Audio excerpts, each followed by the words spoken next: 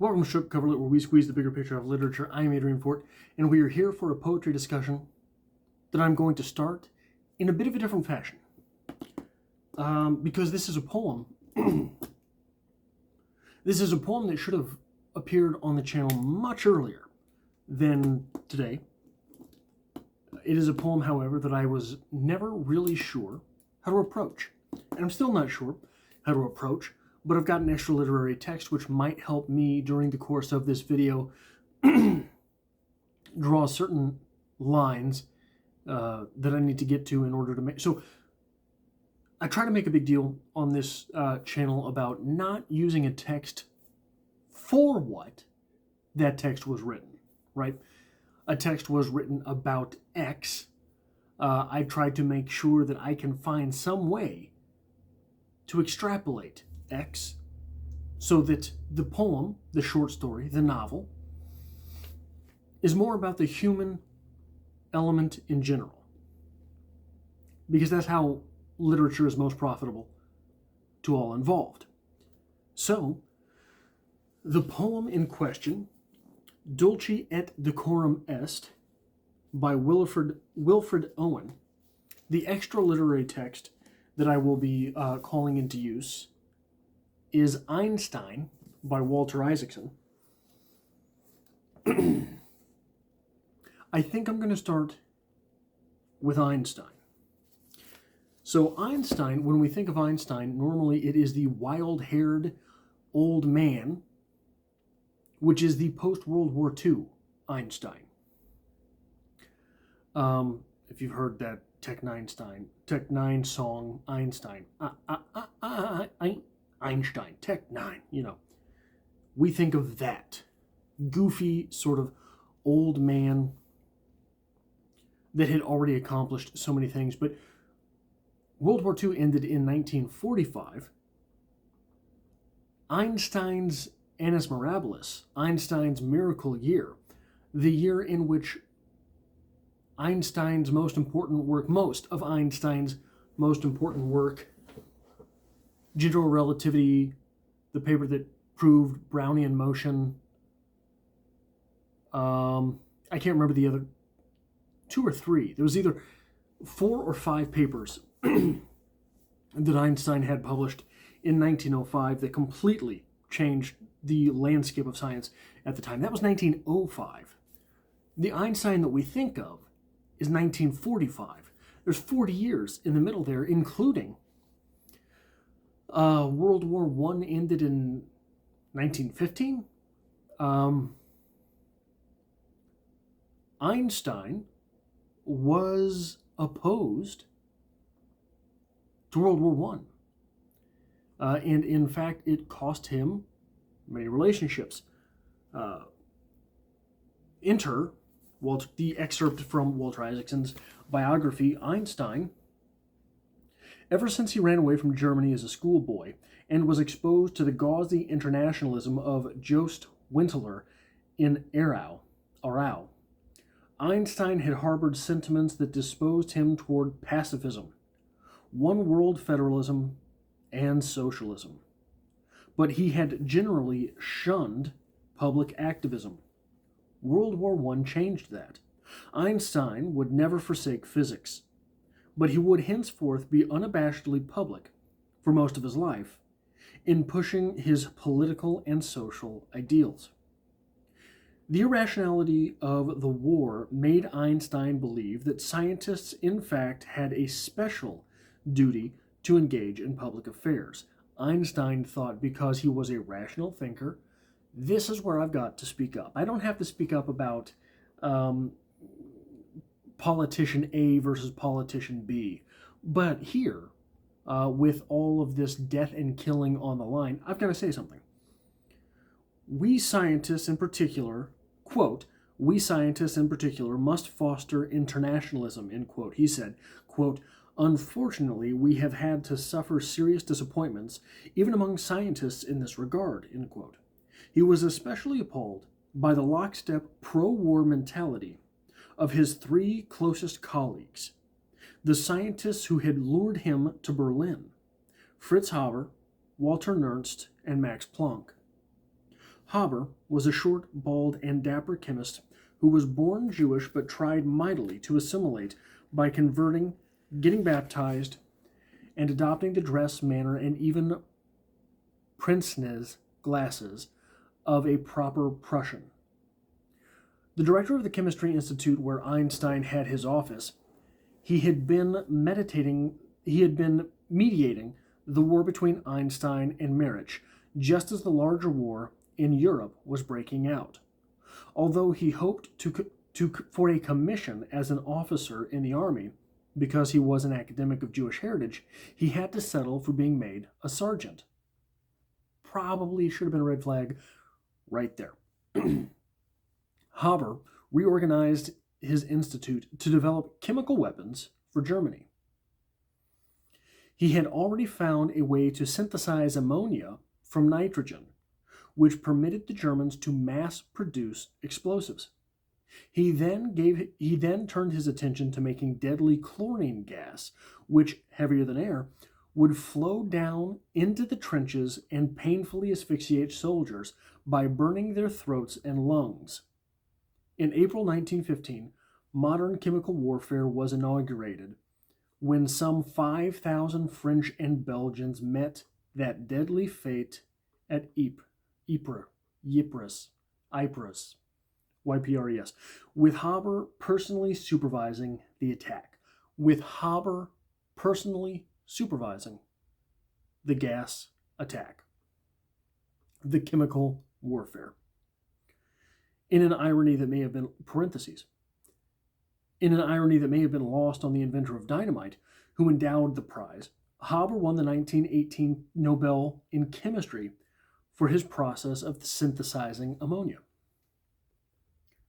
His colleague and occasional academic rival, Nernst, bespectacled and 50, had his wife inspect his style as he practiced marching and saluting in front of their house. Then he took his private car and showed up at the Western Front to be a volunteer driver. Upon his return to Berlin, he experimented with tear gas and other irritants that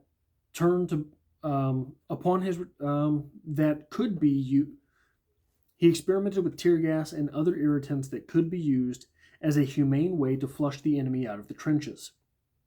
But the generals decided they preferred the lethal approach that Haber was taking. So Nernst became part of that effort. Even the revered Planck supported what he called Germany's, quote, just war, end quote. As he told his students when they went off to battle, quote, Germany has drawn its sword against the breeding ground of insidious perfidy, end quote. Einstein was able to avoid letting the war cause a personal rift between him and his three colleagues, and he spent the spring of 1915 tutoring Haber's son in math.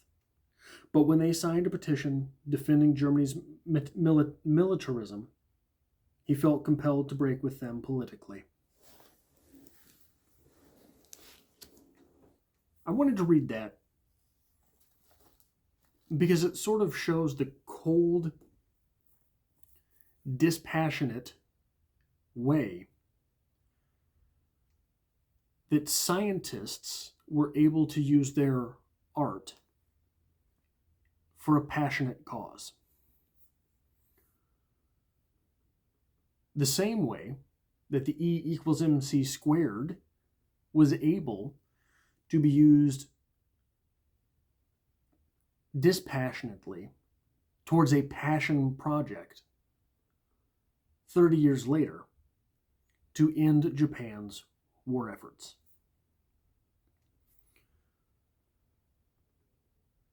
So, that's talking about chemical warfare, that's talking about trench warfare, that's talking about mustard gases, basically. Here is Dulce et Decorum est from Wilfred Owen. Bent double, like old beggars under sacks, knock-kneed, coughing like hags, we cursed through sludge, till on the haunting flares we turned our backs, and toward our distant rest began to trudge. Men marched asleep. Many had lost their boots, but limped on, bloodshod. All went lame, all blind. drunk with fatigue, deaf even to the hoots of tired, outstripped 5-9s that dropped behind. Gas, gas, quick, boys. An ecstasy of fumbling, fitting the clumsy helmets just in time, but someone still was yelling out and stumbling, and floundering like a man in fire or lime. Dim through the misty panes and thick green light, as under a green sea, I saw him drowning. In all my dreams, before my helpless sight, he plunges at me, guttering, choking, drowning. If in some smothering dreams you too could pace behind the wagon that we flung him in, and watch the white eyes writhing in his face, his hanging face, like a devil's sick of sin. If you could hear, at every jolt, the blood come gargling from the froth-corrupted lungs, obscene as cancer, bitter as the cud of vile, incurable sores on innocent tongues, my friend, you would not tell with such high zest to children ardent for some desperate glory the old lie, Dulce et decorum est, pro patria mori, pro patria mori.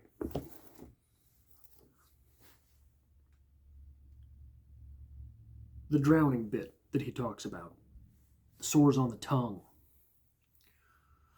mustard gas. Mustard gas is nasty all around. It would cause your eyes to fester. It would cause your skin basically to bubble, from what I understand. But the really nasty bit, the way it killed most of the men that it killed, was from being breathed in. You gotta breathe. Don't have a choice in that. So you breathe it in, and it just tears holes in your lungs. The membranes in your lungs begin bleeding. And then you drown on your own blood.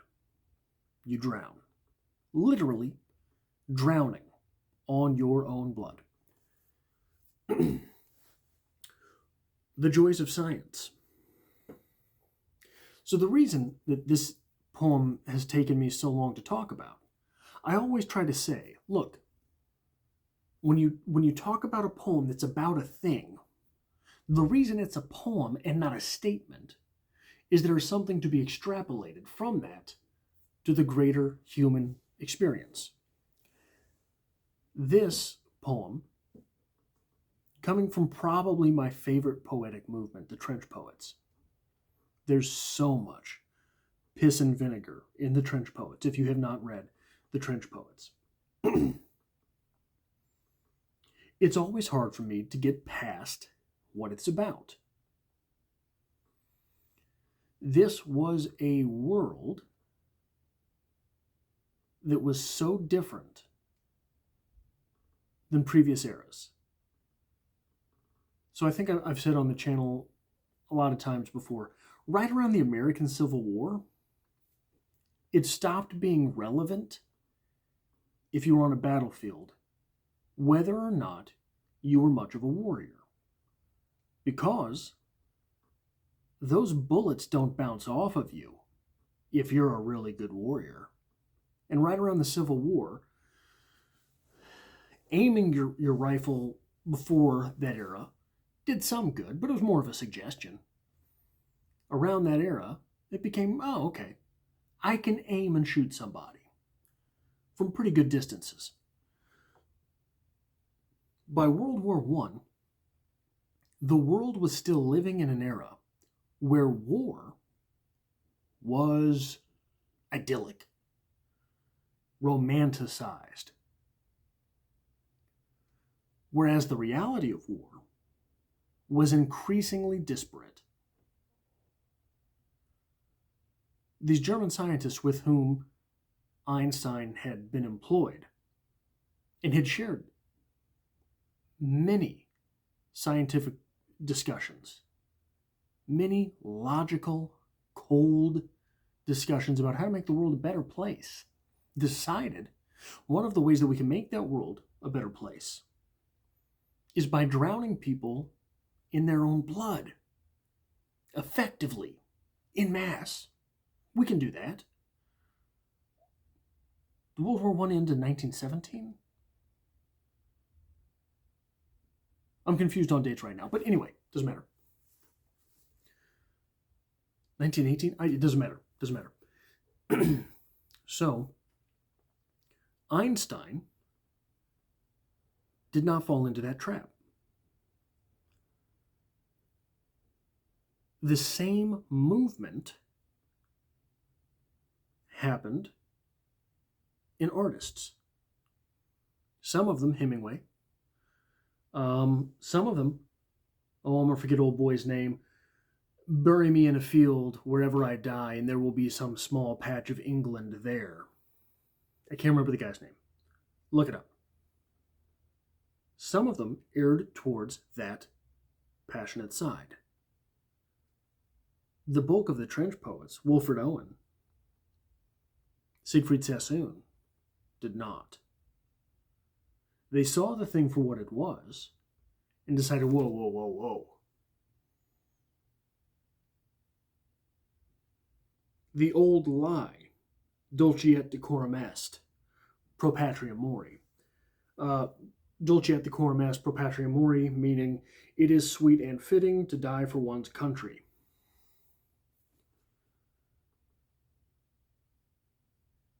This drove many people, the trench poets, Einstein, into a pretty strict divorce from nationalism.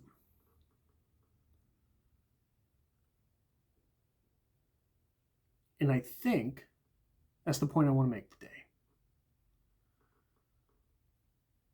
When we see these things on a world scale, terrible things,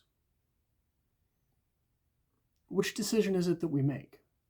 And why?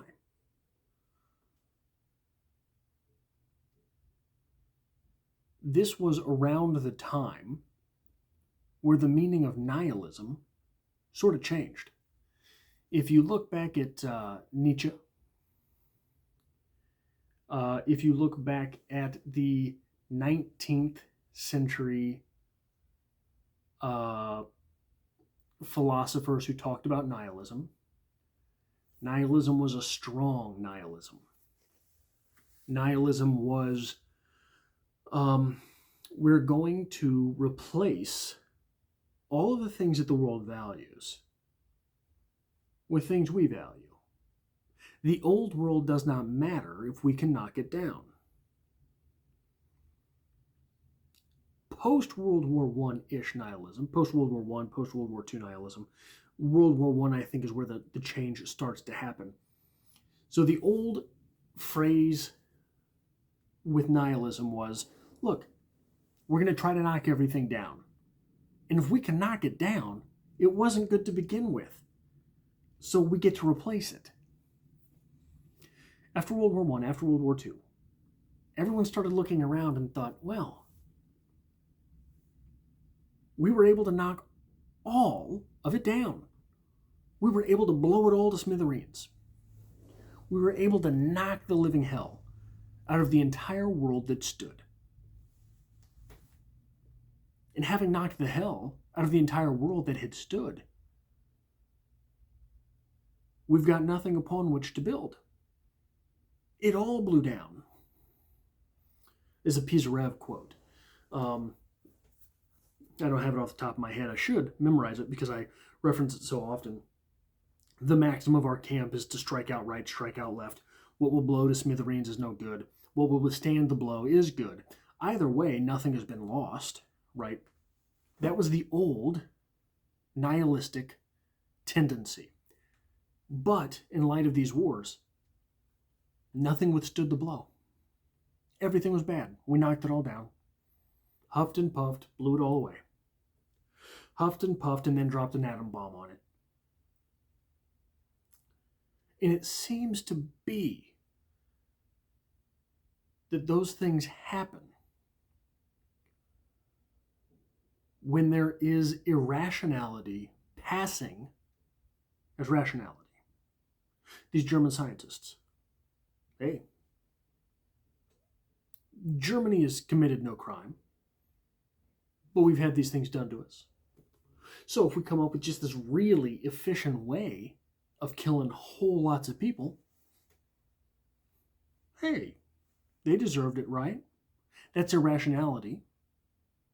They deserve to die. Passing is rationality. We didn't do anything wrong.